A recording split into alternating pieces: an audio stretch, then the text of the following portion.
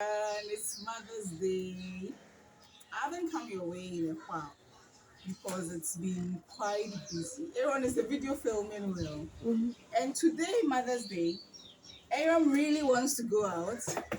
Hey, we are thinking of what to do to take her out. But before then, I have a piece on motherhood in this book called Near Divorce. And I'm going to read that. My son Aaron is behind the camera filming us to help us read this to you.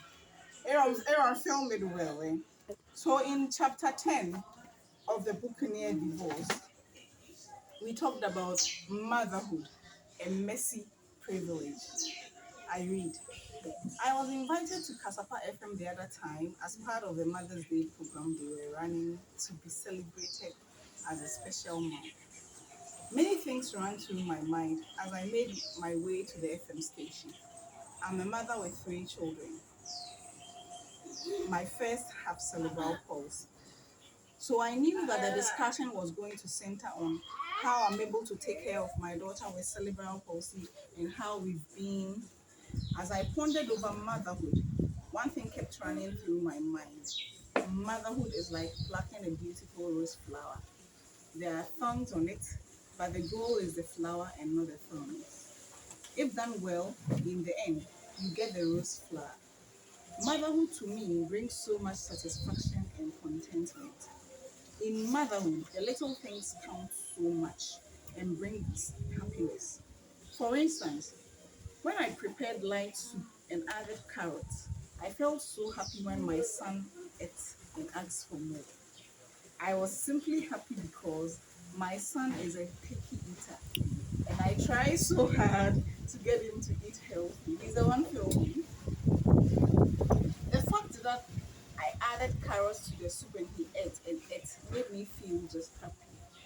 Motherhood has made me place value on what we sometimes see as little things.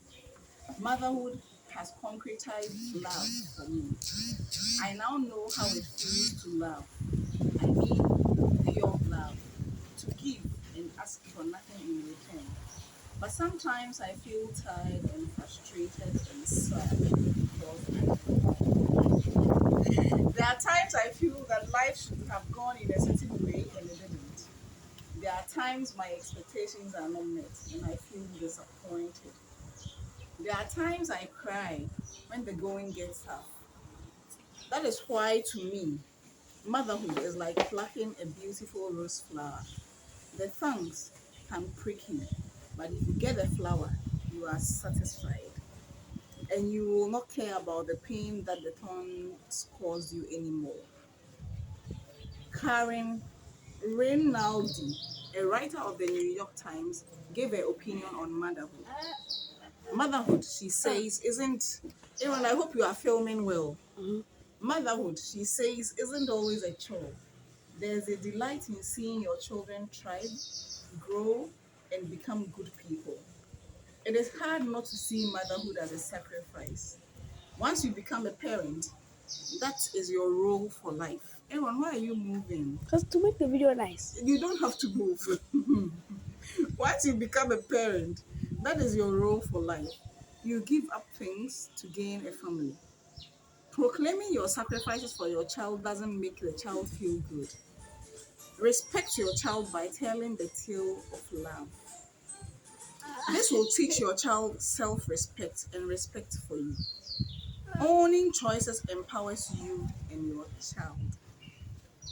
Calling motherhood a job serves to keep a woman in her place. Choose your words carefully when describing the woes and wonders of parenthood. Rinaldi says parenting is hard but worthwhile. Shift your viewpoint and recognize the pleasures. Aaron, stop what you're doing and concentrate. I'm so tired. Oh my! That's motherhood, you But I've know. been standing here for like 4 minutes, 39 Aaron, seconds. we are reading a book to the audience. When we start calling motherhood a burden or a sacrifice, it shrinks women rather than lifting them up. Maybe if we start calling it in Rinaldi's words, the beautiful messy privilege, that is it. It will seem less like a job, but more of a reward. I can't agree more with Rinaldi's choice of word. Yes, I will rather call motherhood a beautiful privilege. I have once described service to my children as an act of worship, an act of love, and it is a privilege to mother those children. And to anyone mothering a child with disability, I tell you what one of my pastors once told me: accept it. Accept your child with disability for who he or she is. Be content with your child. Children with disabilities are wonderful gifts from God, absolutely precious and lovely. Aaron, you can now end the video. Bye, Millie.